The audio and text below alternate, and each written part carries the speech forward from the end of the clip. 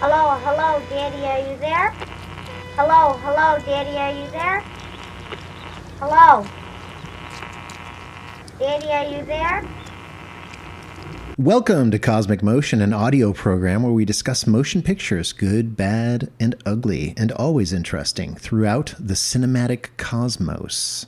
We will be talking about all kinds of elements of this film and will likely spoil some aspects. Please watch the film first and then come back and join our discussion.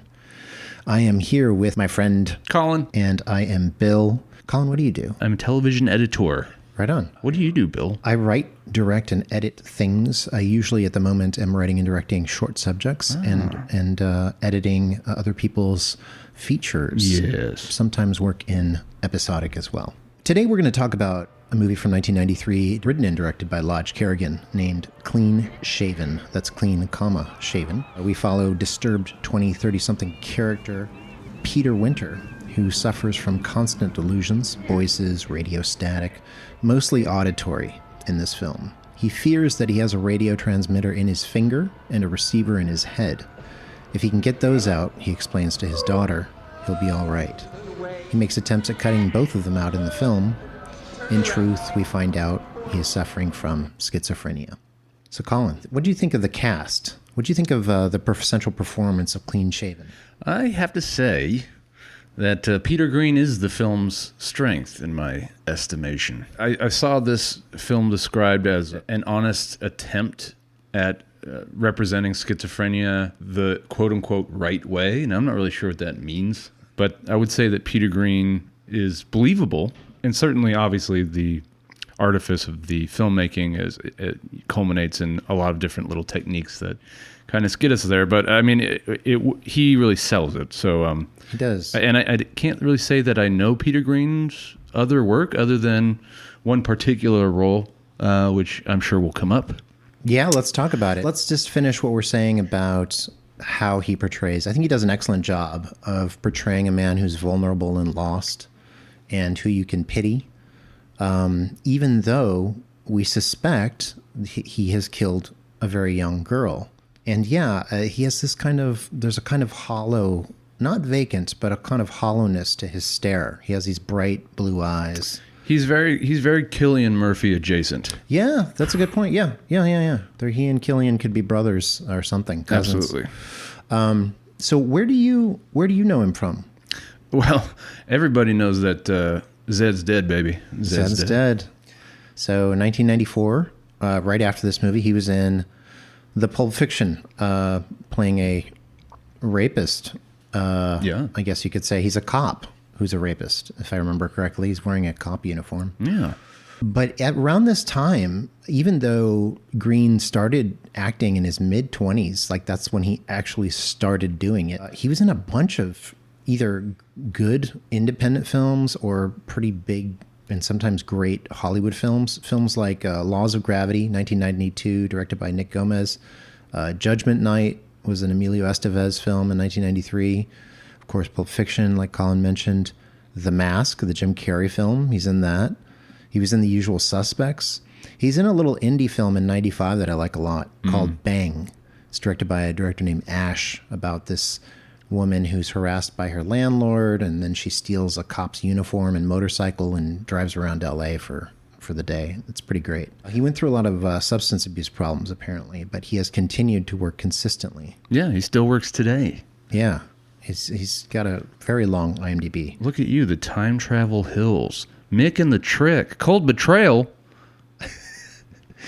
And this guy's doing things. He's doing things. Doing big things. I find him really endearing when he encounters his daughter, Nicole. And that's after we've seen him acting really, how do we say, I suppose, under the influence of some kind of illness for the whole film. Yeah. Anything you want to say about the way he shows us that he's not quite well? I guess you would have to take it in conjunction with what the actual filmmaking is doing. It's kind of hard to talk about the two divorced from each other. But there is always this kind of a pulsing electric current sound effect that is kind of bouncing around the mix. I think it's And- like radio static. I think Yeah. it's supposed. I'm guessing that's what it is, but And that's always kind of accompanied by this interesting. It almost looks like found footage shot of just this kind of panning across like power lines, and you kind of abut that next to his sort of twitchy, nervous energy. It all kind of adds up to this. I would say it's manic, but I feel like that would be. I'd probably be offending somebody that has a copy of their DSM-5 sitting in front of them. So yeah, I think it's safe to say that it is ceaseless. Like he is just constantly tormented by these sounds. There are people yelling at him in his head. I don't know if that's people who are maybe were in a mental hospital with him, or maybe he was in jail. Maybe he's remembering things. Maybe he's making things up. You got something in your head you want out? What's wrong? Because if you move your hand one more time, you ain't gonna have to worry about it, because I'm gonna kick that right off the top of your goddamn head. You understand that? See, but I don't like nothing in the first place, and I don't like you. When you kill somebody today, is that paranoid? Yeah. For you it's paranoid. For me it's a reality. It's hard to tell exactly where they come from, but it's very unpleasant. He's constantly looking. You have the feeling of a man looking over his shoulder and never being safe. Right. It is very spastic, I guess. And now we should probably also clarify that neither of us have any kind of psychology background. And so if we say anything that offends, somebody that actually is suffering from some kind of psychological malady, you'll just have to roll with us because we don't know what we're talking about. But This is true. Also, the film, I believe the company that made it is named like DSM-3 Pictures or something. I don't know if you saw that. I didn't see that. It was That's kinda funny. clever. Yeah.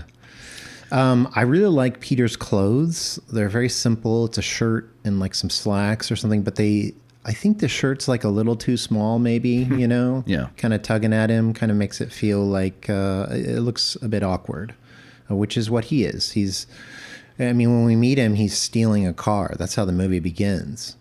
And I think that's when he sees this girl looking in through the windshield with a ball, and then he gets out of the car. We hear some yelling. Right. We And this hear kinda- some violence, potentially. Potentially. We don't know, like, it literally could be a girl, like, whose mother is taking her home. It could be somebody playing tag, or it could be somebody getting beaten to death. We really don't know what's going on. Yeah, or the girl might not even exist. That's true, too. Obviously that's kind of taken a wild swing, the movie pretty deliberately. And actually, it's kind of an awkward moment. The girl kind of like presses her face against the glass. Well, not exactly, but she's kind of like front and center there, in the window of his car. And I would never think to do that as a child, but She's just staring at him like I'm guessing maybe it's one of her parents' cars, or maybe she knows who owns the car. Right. Yeah, no, she seems like she's ready to take him to task. So So he gets out of the car. We hear all these screaming. Then he gets back in the car and he takes off. So, one might imagine that he has done something bad to the girl. Right. But we're going to learn more about him. So going on with the cast, I was going to look at Megan Owen, who plays Mrs. Winter, Okay. the mother. Yeah. She's a real job. Yeah. Do we have her to thank for the level of sandwich artist that he is in this film? Like, did he learn those skills from her? I mean, let me put it this way. I don't think that she caused schizophrenia, but I think that she did not help it. No.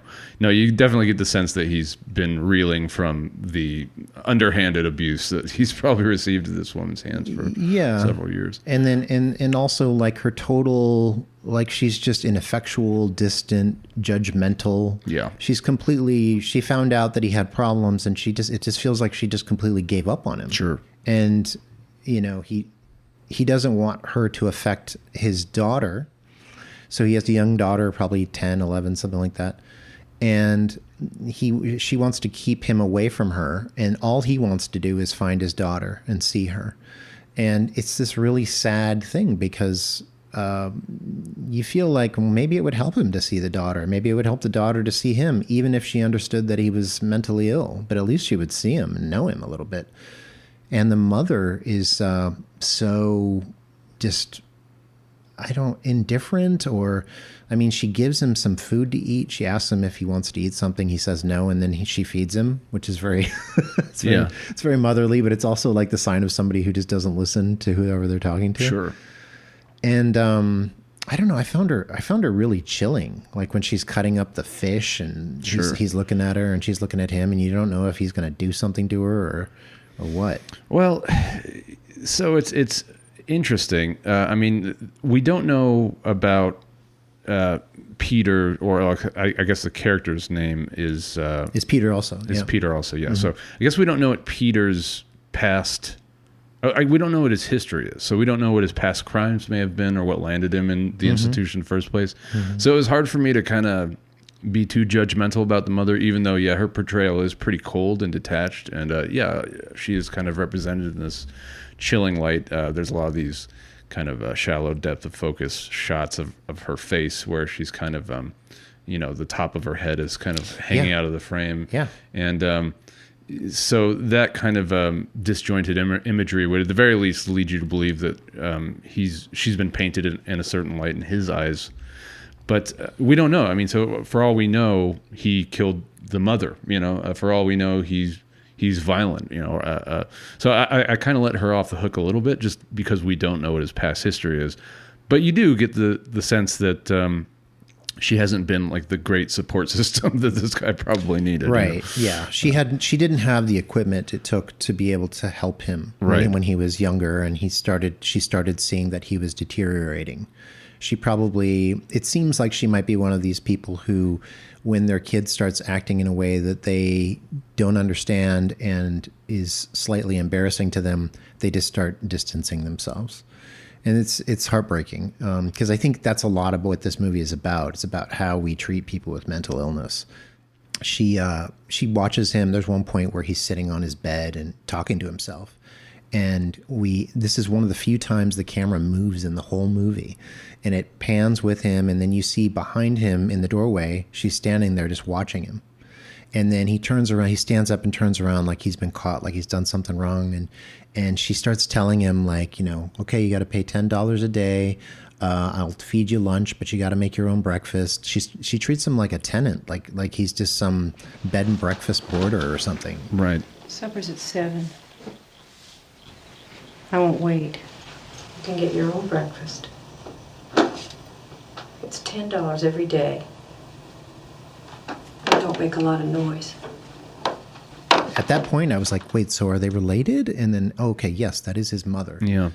I don't know. It's a very sad relationship. Yeah. Even if there was some violence, or maybe if there is some kind of heinous history that Peter has, she's certainly not helping things. Yeah. So, and if anything, I mean, if it's bad enough, maybe she should have cut the cord of communication, or not really worry about their familial bond. I mean, if it's that bad. So you have to imagine if they let him out, I guess, of the institution, how bad could it have been? Yeah. Well, and what's interesting too is when she has a conversation later with the detective that we're going to meet, she seems so normal. And she just starts talking about his deterioration and how he used to be a good boy, but he was quiet and da-da-da. And it made me angry at her in a way, because she didn't treat him with the same warmth that she was treating this total stranger. And I like the performance. I think Megan Owen does a fantastic job of communicating all of these things. Yeah, no, I think that she brings a competent performance to this film that is kind of a mixed bag in terms of performances. Oh, really? All right. I kind of feel that way. But and you just alluded to one, but we can get to it. Okay. Well, I think she did more than competent, but let's keep going and see what we think of the other people. Right. Jennifer McDonald plays Nicole, his daughter. Mm-hmm. And I'm not going to come down too hard on her. She can't. She's a child. As far as child actresses go, she was good. Yeah, whatever. What'd you want from her? I need her to close her mouth. Oh, okay. No, you want some Haley Joel Osment Oscar-winning material type stuff? I just don't. I mean, there was nothing special or particularly detrimental about her performance to me. She seemed like she felt middle of the road child performance. She felt real to me, and that's, I guess, or at least believable. All right. Molly Castello as Melinda Frayne, who's the adoptive mother of Jennifer Winter, or Nicole. Excuse me, Nicole Winter. Yeah, and she Now her motivations are a puzzle to me, but I thought she gave a good performance. Yeah, I thought she was great. Even when she's having sex with the detective, she's believable. It's like Yeah, no, it's like this 1,000-yard stare. Yeah, she's just not into it at all. And then I guess something that we can talk about later. I'm going to talk about the murdered girl that we come upon, and the person that we see come upon this girl in a field. Well, they're already there and they're taking pictures, and it's the whole police scene thing that we've seen a million times. Is the detective Robert Albert plays Jack McNally? Right. Very I don't know, Irish, I guess. Okay. Why not? And he's interesting. He also does a great job, I think, in this film. But maybe tell me. This is where it gets a little squirrely for me. Okay, good. Mr. McNally's performance is a little amateur. I'm not gonna come down too hard on him. He's not done anything before or since. It looks like, at least according to his IMDb. So I'm not gonna. Yeah. I can't be too harsh. But you don't have to be harsh. But what is it that gave it away for you? They just felt like maybe it's just because Peter Greene felt like he was it felt like they were just in different categories of act. His amateur nature, Robert Albert. Yeah. The amateur nature of his performance kind of sticks out. I mean, it's pretty stiff.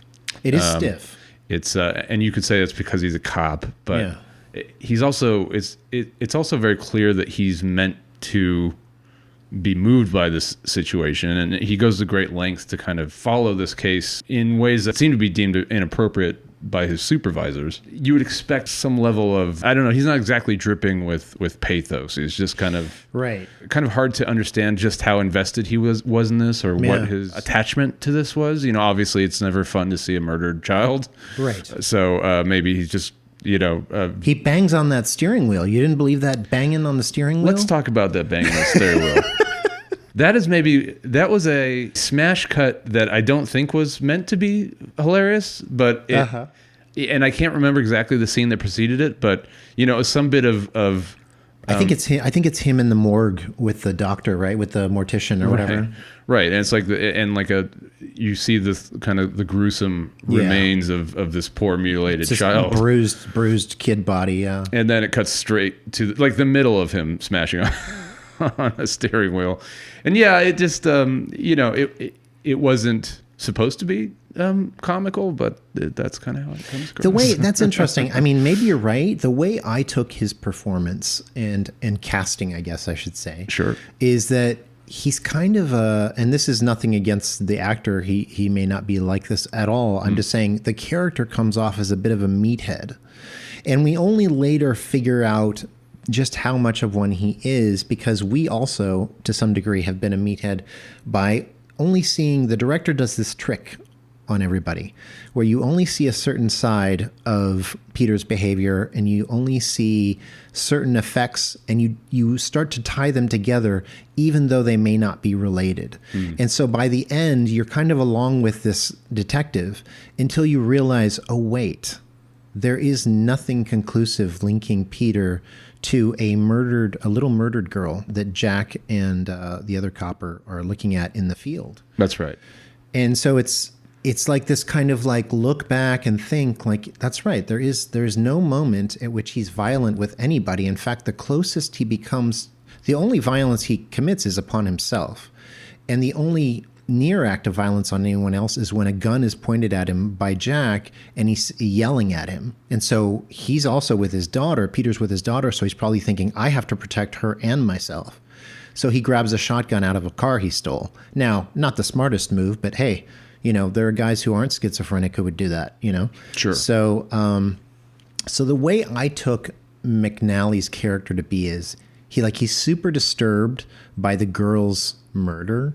And he's like smashing that steering wheel. He sleeps with the girl's adoptive mother seemingly for no reason. And she just kind of goes along with it for seemingly no reason. She seems like unsatisfied and confused more than anything. And then the guy, I get the impression when I think back on it that the guy is all about himself. Like he doesn't seem to notice the world going on around him or how he affects it. Like if you're on a murder case, you don't sleep with the mother of, you know what I mean? Like, it's just like, well, so at some point, Detective McNally is told that there is no link. There's no, so McNally is trying to follow these clues to this first murder that he stumbles across. And for some reason, it leads him to the hotel that Peter Greene is sometimes a lodger at. It's not clear why he's there. There's a lot of that kind of connective material that isn't explained. Right. And I think it's that the director just and the writer, who's the same person, doesn't care. Like, I think he literally doesn't care. Yeah, and I'm fine with that. Yeah, I am too. But I didn't... so you're not quite sure why he's there, but he definitely is picking up clues. Yeah, he's got hair fibers and blood samples and cigarettes and things like that. The wood bar thing. That's right. And at some point, after they've done their due diligence, his commanding officer, or whatever you would call him, his captain or whatever. His captain tells him that there's no link between any of these clues that he's found at this hotel and Peter Greene. So it's which is strange, or at the very least that there's no link between those clues and the case. So at that point, I kind of get the impression that he's supposed to kind of call it quits, but he makes it his own little mitzvah to kind of go out there and pursue the case, despite the fact. And, obviously we can see in one of the few scenes where he's actually allowed to kind of emote that this case is affecting him. Yeah. Maybe a meathead. Maybe that's not the phrase I'd use, but I would say that he's definitely, he seems like he's emotionally blunted or stunted or maybe not. Yeah, maybe I'm being harsh with meathead, but yes, I agree. He's emotionally stunted in some way that I don't think that his action, like he's so disturbed by the case that he starts doing stupid thing after stupid thing, and he doesn't listen to his captain, which in many films is a good thing, but in this film is not.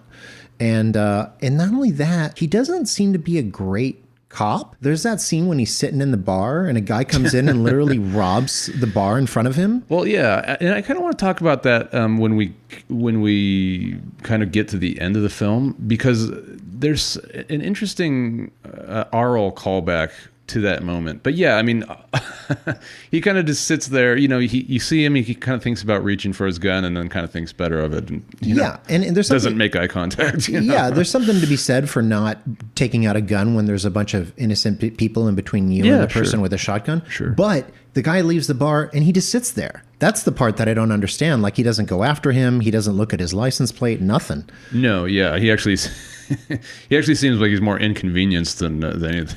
But, so it's like, here's a guy who's supposed to be on the trail of something important, and he's not even doing his own job that's in his face. So I think the movie is telling us this guy's not quite balanced as many problems as Peter has. This guy has a few problems as a cop and maybe as a person. Yeah, likes his clear liquors, not super eager to get up and, as you say, he's not trying to intervene in violent crime.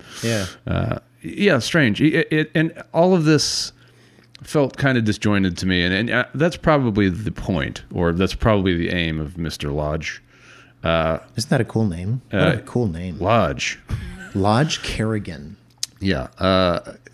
What a cool name. Yeah. I'm serious. No, it's definitely like a character you'd see in like a Don Siegel movie, and it's got, it's like a cop in Cincinnati, Lodge Kerrigan. Yeah, or maybe like a cowboy in one of John Ford's movies or something. Yeah. So another thing I noticed when I was looking at the cast and I was watching the credits roll by, there's a guy who plays man on ladder / man in Jeep. His name is Elliot Rocket. Wow. So Elliot Rocket is also a cinematographer. Okay. I was like, is that Ty West's DP? Turns out it is. Look at you connecting these dots all over the goddamn town. Elliot shot, a lot of Ty West movies, including the recent trilogy that Ty West just did, X and Pearl and Maxine. Okay. Well, and he's just an extra in this, which is kind of fun. That is. And these are the nuggets they're not going to get anywhere else, folks. Now, have you actually seen, while we're on the subject of Mr. Kerrigan, have you actually seen any of his other features? Claire Dolan, Keene, any of the other work that he's done? No, I haven't. And I haven't seen The Girlfriend Experience, which is the show he did with Amy Seimetz as well, based on the Steven Soderbergh movie. Right. And it seems like he's mostly a TV guy now. As so many have become. Right. That were in the indie scene. That's right. I love his name. It's his first feature. He wrote and directed it. And what do you think about the style of the film? What do you think about, does it How did it strike you? You're saying you felt there was a disjointed thing going on, but that you thought maybe it was intentional. Yeah, well, it's interesting. I mentioned that there's kind of like a found footage quality to some of the, some of the shots, and I do think that is by design. And the film does a really, I would say it's one of the first of its kind that I can think of that is kind of interjecting this level of gritty Americana. I mean, obviously there have been ugly films before. Our next episode we're going to talk about Peckinpah, and he loves to use the brown color palette. No matter where he seems to be shooting. But this film really didn't seemed really to embrace the ugliness of its settings and the kind of dilapidated state of everything. And it seems like they're in the desert or somewhere. It's actually really not clear. It's not clear where they are.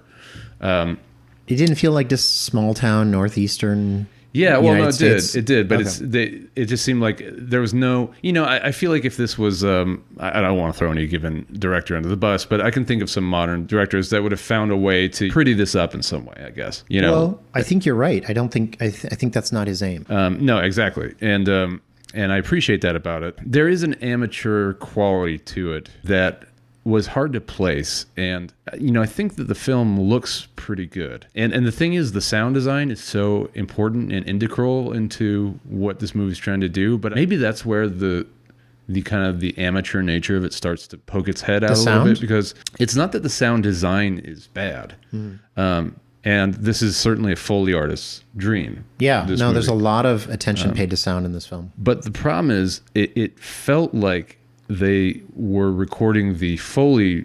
It felt like they were doing the Foley work at a certain quality that the rest of the mix didn't have.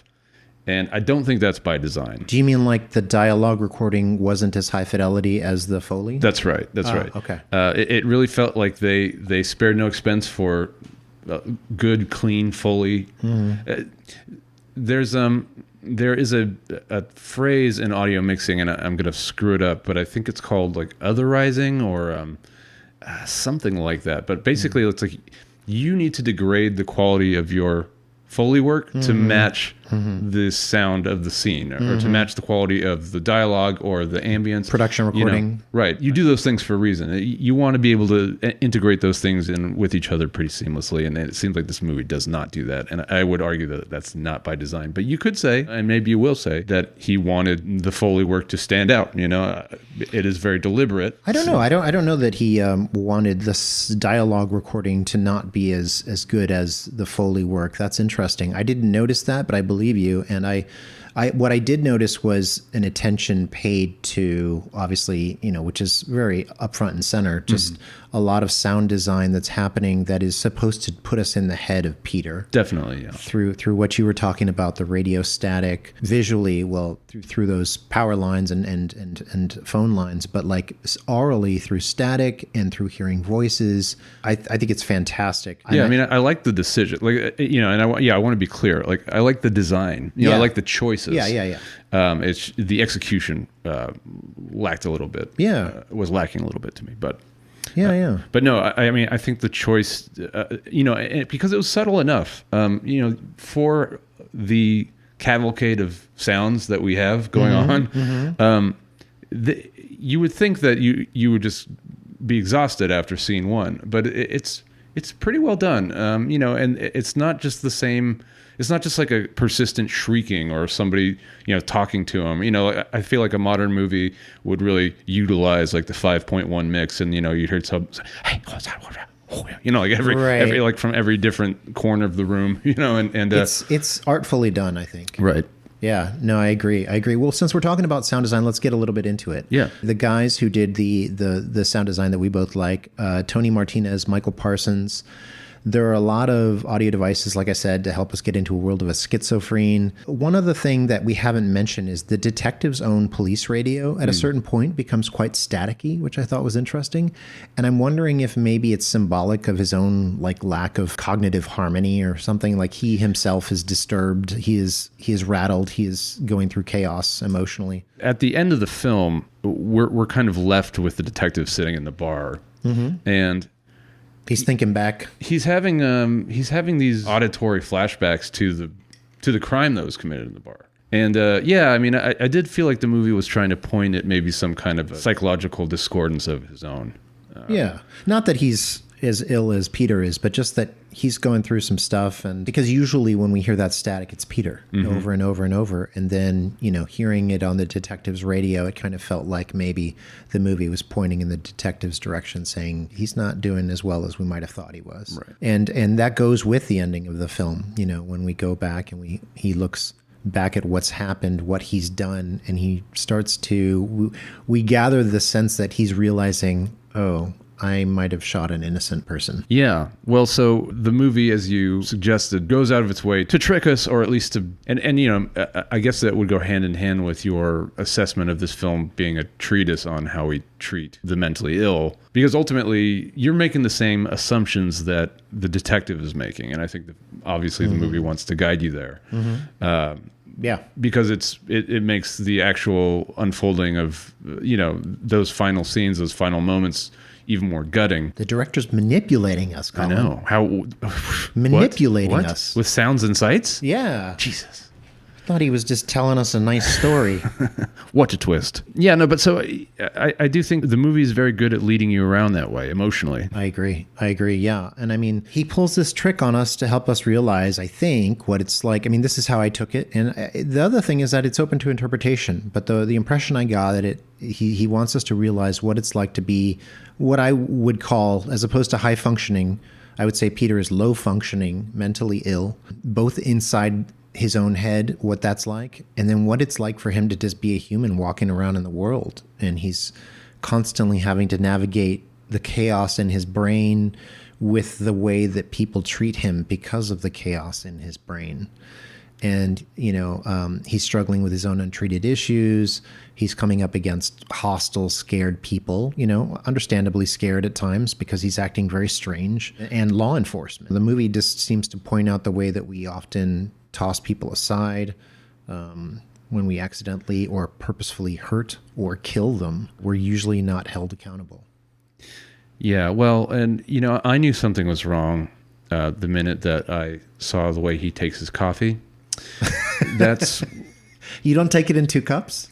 In 3 cups with Is quite it 3? a lot of sugar. I thought it was 2. Oh, I miscounted. I think they had 3 kind of just lined up, ready to go. Holy smokes. And that actually kind of feels like a weird throwaway scene, but it is actually the only moment in the film that I can think of that that you're not actually hearing the demon monkeys in his hair. Yeah. Where like it's like it's like one of the few scenes where he's actually kind of restful and like, right.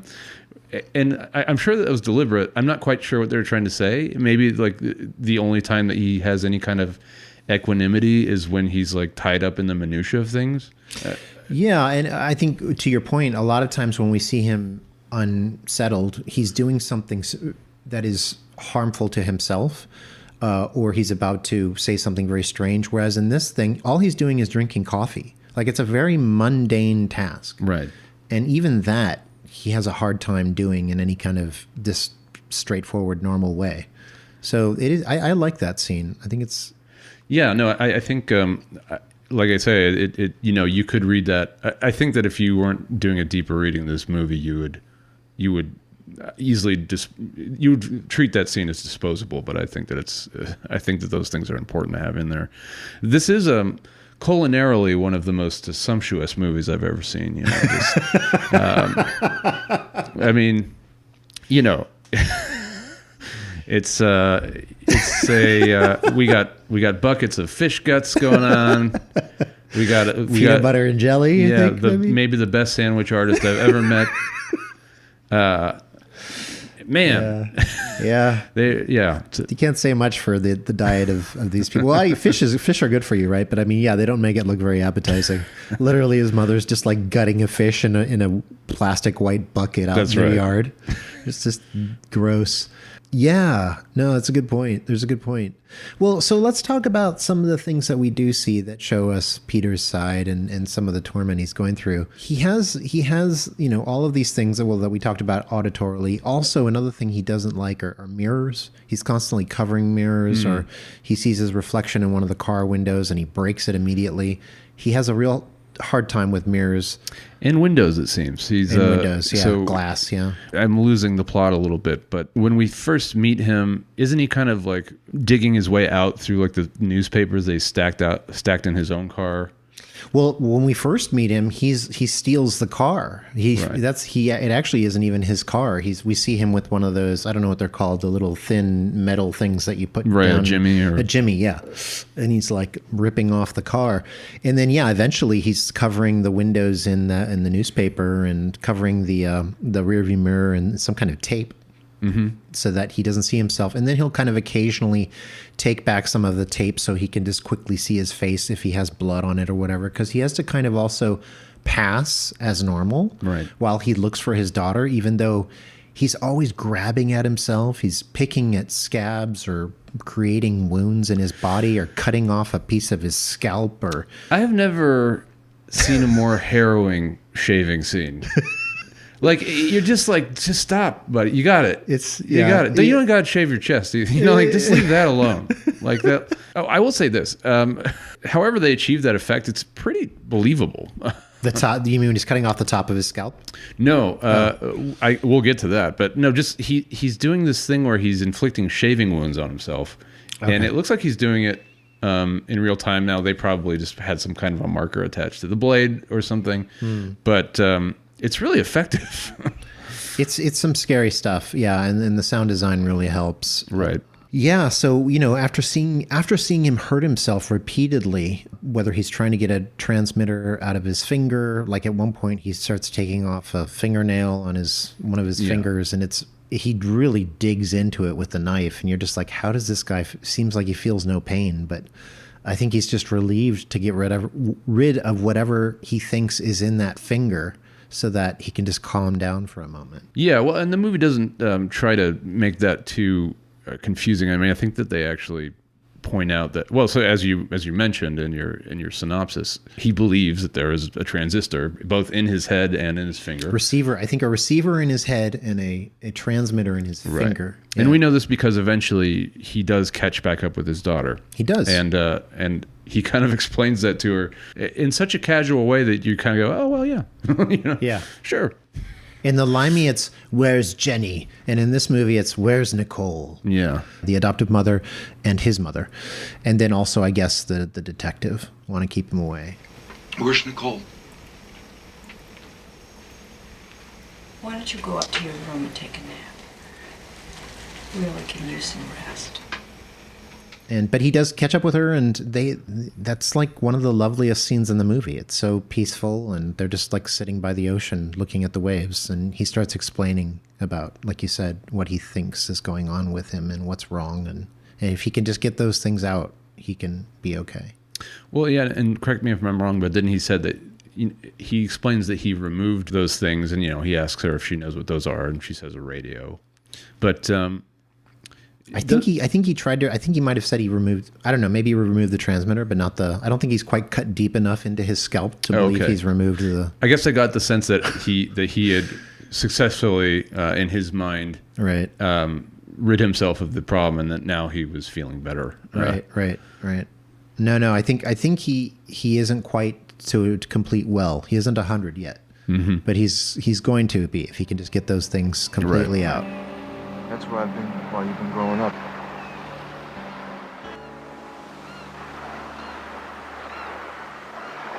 I was in a hospital bed and I had been operated on.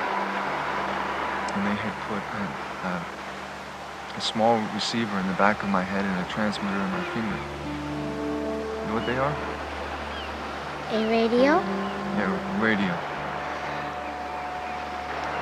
Anyway, to get at the transmitter, I had to take my fingernail off. How would you do that? How did I take it off?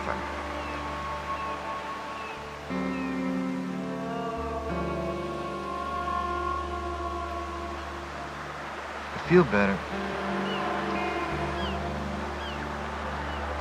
I think clearer. But I still have to get the receiver out of my head. If I could just slow down a little bit. I know I could come up with a solution. So obviously he's just ill, and the daughter just looks at him like, I don't understand, and that's the reaction that we would all have. Yeah. So his daughter is adopted by this woman who seems to be a good mother, and I don't know.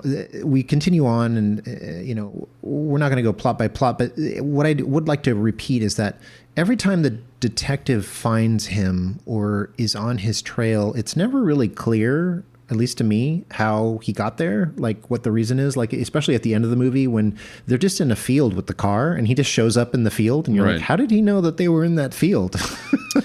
Yeah. And like I was saying, I don't think that Kerrigan really cares. That's not what he's not interested in plot. He's interested in character. This is all about character study. Yeah, no, this is certainly a narrative-driven film, and it's not. Yeah, there are definitely some dots that aren't connected there. I do think that it's hard. It's hard for me to appraise something like that because I think that the film is effective and it's clearly there's clearly a competence behind it. So you want to just assume that was a choice, but we don't really know. Yeah, that could actually be a mistake. Those could be mistakes. Now they work, or at least for us, it seems like they work. Yeah. But some people might see that and say, "Well, that's lazy screenwriting," Yeah. And I don't know. I don't know if I would be able to defend that. Yeah. Because it certainly might well be, but for us, I think it works. It totally works for me. I'm pretty sure it's intentional, but that's me. Right. I don't know. But yeah, I mean, I guess I'm getting into a larger thing about how it's very easy to forgive a film that you have some kind of affinity toward. But, that's true. But that being said, I mean, I don't think it matters either. And yeah, he does kind of just appear. And actually, if you're going through schizophrenia or if you're schizophrenic, I wouldn't be. Maybe these kinds of things are more natural than they seem. I mean, it doesn't seem like a surprise to Peter. That's true. Or if it is, obviously he doesn't have any time to say it at the end, right? Because the detective kills him, right? And then he does something interesting with Peter's shotgun. Yeah. So I guess I wasn't clear on what was going on there. Was he just trying to spend around so that it looks like Absolutely. Yeah. Okay. He did the old copperoo. Sure. Where well, the kid's right there. Are they just not going to talk to her? He doesn't seem to mind. He's just shooting off that gun to make sure that Peter allegedly fired his arm, right, so that he could have responded in kind. Yeah. So that's interesting. That's a great detail. And the movie makes it very clear that either there's nothing tying Peter to the murder of the dead girl, or that he definitely did not kill her. Well, one of the biggest revelations, I mean, so, in the beginning, we alluded to the moment with a potential bit of violence with a child off screen. We don't know what happened there. Yep. But, pretty quickly after that, we cut to Peter putting a wrapped kind of package that looks like a body in the back of his trunk. Yes, I forgot about that. Yeah. Right. Talk about that. Well, I mean, it's he's got this kind of a lumpy, misshapen kind of package that's kind of duct taped at the end, so it looks like maybe there's like a head there. It literally looks like a small kid's body. Yeah, it's just like, and it's obviously that's by design. And when the detective finally gets to examine the package, or examine the car rather, he actually seems kind of self-assured or self-satisfied, when he comes across it, because it's kind of like he's, it's almost like it lets him off the hook in a way. Yep. Like, okay, I killed this guy, but there's a good reason for it. Right, but his hopes are dashed. Because what's in there? I mean, it's just a bunch of crap. It's just a bunch of stuff, random stuff that Peter has, for no probably good reason, just thrown into this package and then taped up, strangely, as he does all these other strange things, because he's, not quite normal. And the detective gets angry because he realizes it's not what he thought it was. Right. Although there is a kid's shoe in there, so that's a little strange. But yeah, I mean, it's and that's definitely it's a twist, and I'm frankly allergic to twists just by virtue of being of being alive in the 90s and the 2000s. But but it's very effectively done, and it's and it's kind of like a window into his madness, I guess, a little bit. And I was like, why does he have this thing? I was like, Right. oh, well, because it just made perfect sense to him to create this thing. Right. And, that actually reminds me of another interesting device. I don't mean to You know what? I just want to, sorry to interrupt you, No, but I no. just realized it might have been gifts for her. Maybe that's why there's a kid. Because I think there's also like a sports ball of some kind in there, maybe like a football or just random stuff. You sound like my grandmother talking about sports. It's a There was- sports ball. There was a sport, there was ball, and it's used for sports. No, you're right. And the movie doesn't need to come out and tell us what that is all about. That reminded me of a really interesting or effective little device that the film does. Because he's constantly plying his car with like newspapers and things, and the film does this interesting bit of cutting where it kind of just cross cuts, flash cuts to these little just trimmings of newspaper, no matter what they have. It's like he's got like something from like the Weekly World News in there, and like random stuff. And the movie is doing a lot of that kind of. There's some scary ones in there, right? Like, yeah, definitely. Yeah. Like an anglerfish or something. But there's also like like the world's fattest boy or something. Right. And yeah, I mean, the movie is replete with those kind of with that kind of rhetorical device, and it works pretty well. It does. Another thing that I think we should mention is that the girl was supposed to have been beaten to death, the one who they find in the field, with a wooden object. And so the detective keeps looking at this in Peter's old motel room. There's a crossbar where you hang your clothes, and he thinks he might have used that. But there is literally nothing connecting that bar to Peter or to the murder. But our minds immediately go to him because, we see the little girl at the beginning in the windshield. But then there's another clue if anybody wants to look at the cast. And that clue is that the girl at the beginning who has the ball, who's looking through the windshield, is a different actress than the dead girl in the field. Okay. So it's like conclusively telling us they're not the same person. Right. They look similar, but they're not the same person. Oh, he could just be a very prolific killer, Mr. Greene. It could be. He could be. And so all Peter wants, we come to realize, is to spend time with his daughter. The mother died. We don't know how. It seems like Peter connected with the mother in a way that he had never connected with anybody else. He says something like, she wasn't like the others when Nicole asks him what her mother was like. He gets very sad. And so we have this kind of off-screen character that's always present in a way because, you always think of the mother when you see a child. Right. So it came as a shock to me that wasn't her actual mother. But Me too. Nicole obviously doesn't have the relationship with Melinda that it's not a sunny relationship, which is strange because Melinda seems like a kind person. But I guess Nicole has been uprooted, obviously, and that's got to be traumatic for a child. Yeah, and obviously there's kind of these reverberations of she's quiet the way that Peter's mother describes him as a child, and so you start to think, could she be in trouble in the future? Might she come upon schizophrenia or something when she's in her teens or 20s? You obviously hope not. But I thought that was something that was kind of in the background. Yeah. I really liked the music, which I thought was kind of abstract and ambient, back in a time when that wasn't as popular. It was much more melodic generally. Yeah, no, it was like a listening to a experimental industrial album or something. Yeah. Very much music as sound effects at times. And it's done by a man named Han Rowe, Hahnrowe. I don't know this artist, but I thought he did a really good job. Yeah. Cinematographer. So this might be one of the reasons, this was what I thought you were going to mention when you were talking about its lower budget feeling, because it's shot on 16. And so I didn't know if maybe that was sort of an indication to you of like, okay, this is a more cheaply made film. The cinematographer was Teodoro Maniaci. What do you think of the look? I like it. I think it works for what the film's trying to achieve. I mean, it's there's never any big sweeping panorama or some quite the opposite. No, and you want to create that feeling of being, I don't know, constantly smothered or claustrophobia. And so it works for that. 100%. I think there's a desaturation thing that's going on with the movie that I don't quite need. Right. But I think that it's it's well shot. And I think that, as we were kind of alluding to earlier, they are framing things in a way that makes the everyday and the mundane feel just a little bit off-putting and at times terrifying. So that's an effective trick, and not as easy as it might seem, I have to imagine. Yeah, Kerrigan, at least in this film, doesn't seem to be a fan of wide shots. He won't use them unless there's a purpose. And the same with the moving camera. He won't move it unless there's a purpose. And so there's a lot of still inserts.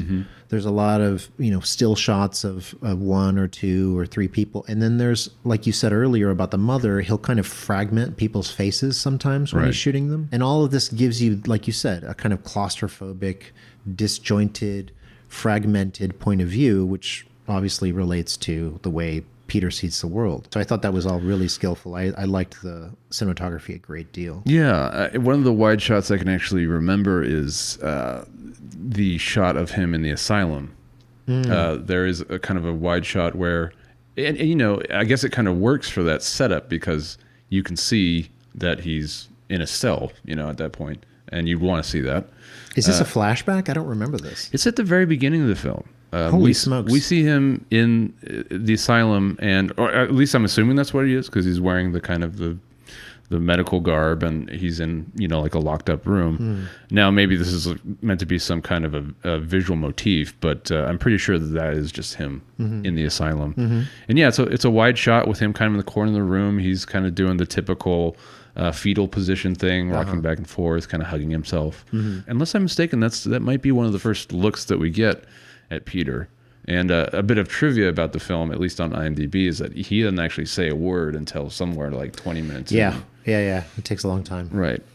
Which is interesting, and also goes along with his character. Right. Everything's motivated by the character. I also thought that it was cool that, you're right. I mean, the amount of wide shots, the sort of landscapes, things like that, very limited. And again, it contributes to the claustrophobia. The abstract imagery of mundane objects I liked a lot. Yeah. That was really cool. And this is playing on Criterion streaming. And I remember just turning on Criterion streaming one time and thinking, I'd put it in the background maybe.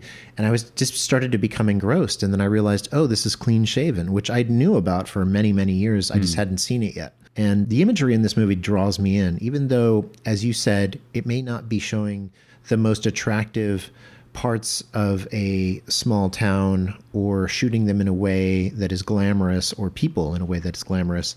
To me, it was very moody, and it just drew me right in.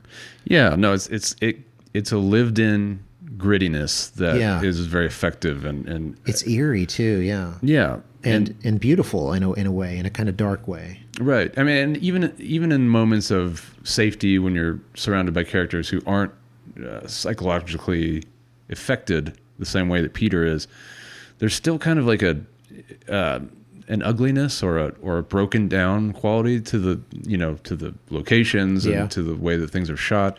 I mean, even like her school kind of looks like a prison. It's but obviously maybe that's just because they're shooting on location and maybe a bad part of, as you alluded, like a bad part of town somewhere, or kind of a hard on his luck burg in the Northeast somewhere. Yeah, that's what it feels like. And it looks like they literally shot in Long Island and they shot in New Brunswick, Canada.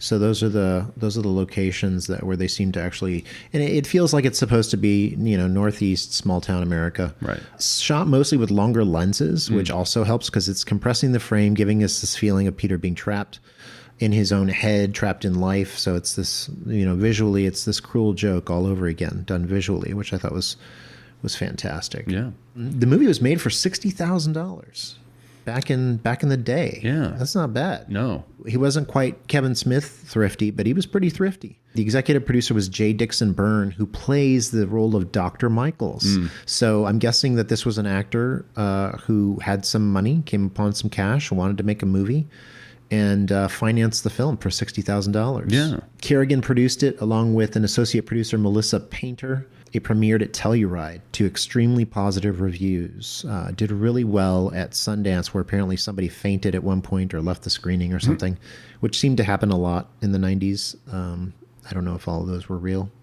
And then, but this one might have been, who knows? And then it was released on one screen, get this, in Chicago and grossed $5,900 the Well, there opening you go. week. So did not have a, and this may be one of the reasons why most people don't even know this movie exists, even though it's on Criterion and they put it out. But it is a film that was praised critically quite a lot at the time. And Kerrigan does not make a lot of films, but he makes one every so often.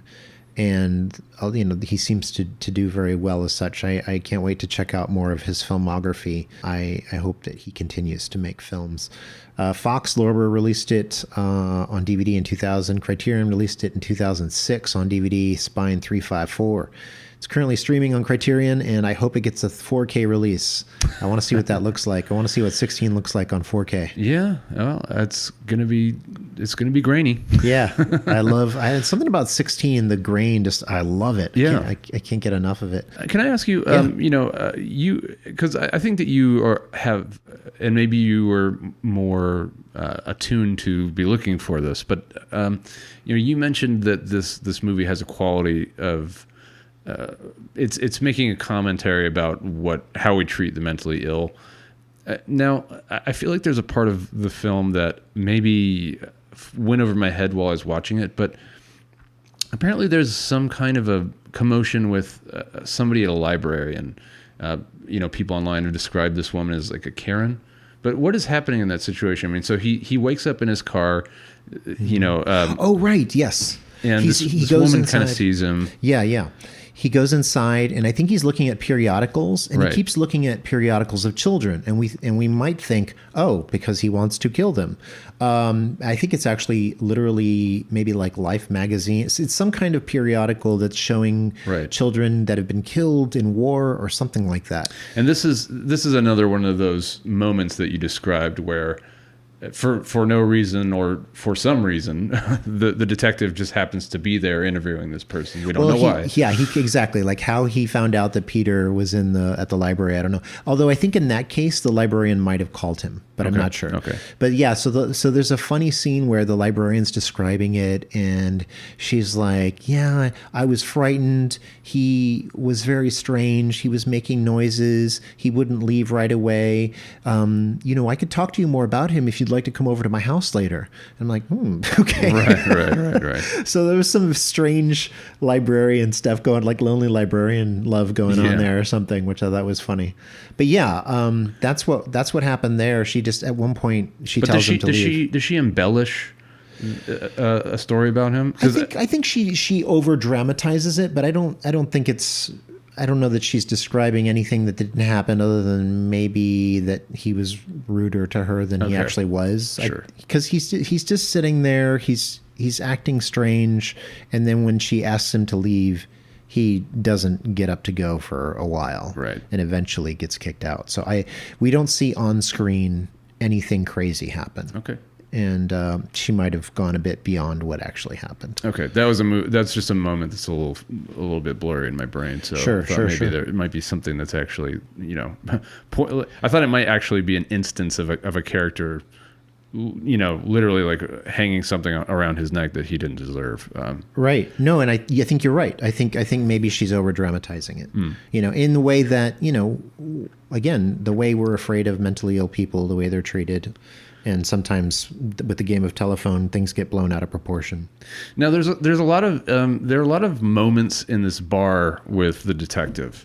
We have the moment where obviously the bar is held up, but I think maybe the last 5 minutes of the film, and it really is 5 minutes. I mean, there's a overcranked shot of a girl having a drink and getting hit on by some guy. Right. And, the detective's kind of watching this out of the side of his eye, and this is where he kind of starts to have these audio flashbacks or oral flashbacks of this crime that, he kind of sat through. But how do you read that scene? So the way I understood it, and I wasn't sure, that guy may be the same guy that robbed the bar earlier. It may be. It may not be. But that was one of the things I thought might be happening. Okay. But other than that, I don't know. Just that he's watching everyday life and he's discontent with the way that things turned out. Right. That he killed this guy and that now he realizes, wait a second, I might have done the wrong thing. Right. Perhaps the biggest thing, the killer is still out there. The killer could be that guy. The killer could be the guy who robbed the bar. The killer could be... Okay, that's an interesting way of looking at it. Yeah, it may not be that the guy is the same guy who robbed the bar, but there was some kind of feeling of like, whoever did this might still be out there. Okay. Yeah, the makeup effects I thought were really good. They were modest, but they were all pretty darn realistic looking, which I guess on 16 is probably a little easier than on high def video. Yeah. But stop shaving, Peter. Yeah, stop. Colin is saying to stop shaving. Please stop. Please stop. Rob Benavidez played the robber in the bar, and that's the guy who did the blood, the wounds, the scab, all that's. He was the special makeup effects guy. As is the wont of low budget films, everyone's wearing a lot of hats. I love it. I do too. Jay Rabinowitz edited this. Jay, who I've never met, is well known for editing the films of a Mr. Jim Jarmusch for many years, and did I think an excellent job. I think this film is superb in terms of the pacing, the cuts, just everything feels right to me, and it tells the story also in terms of rhythm as much as it has in terms of sound and image. Yeah, well, that's how you make a $60,000 movie look like a multi-million-dollar movie. I mean, he's stretching a lot. He's stretching the mundane and doing a lot with it. Yeah, absolutely. It's just really smart in terms of the mood it creates. And an interesting fact, John Waters calls this a favorite of his. Interesting. Loves this movie. Yeah, I mean, that's about all I have to say about this one. Is there anything else you'd like to say, Colin? No, I think I went into it with my defenses up a little bit, just because there was something about it and its description that just made me feel like this movie was trying to do an edgelord thing, or trying to provoke instead of inspire thought, and that was just a prejudice I just kind of blindly came in with, but the movie was very quick to dispel those notions. So I was pleasantly surprised at the end. Right on. That'll be the end of it, folks. This episode is sound engineered by Colin, edited and mixed by Bill, produced by Bill and Colin, recorded at Bill's Hollywood Dell in beautiful Hollywood, California. If you'd like to contact us with comments, suggestions, or high praise, email us at cosmicmotionshow@gmail.com or send us a voice message at speakpipe.com/cosmicmotion. Your email or audio may be featured on our show. Thanks for joining us this episode. Until next time, folks. We look forward to sharing more thoughts with you on the next one. Until then, keep learning, growing, and creating.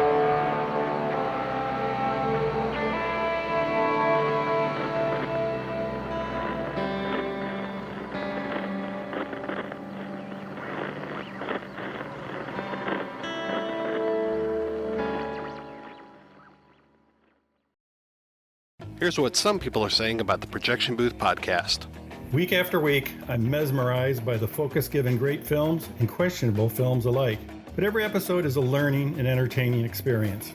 This is hands down the best movie podcast. They cover so many different genres across so many years, from obscure movies to blockbusters. If there's only one podcast about movies and cinema that you listen to, make it this one. The Projection Booth podcast, with new episodes available every week at projectionboothpodcast.com.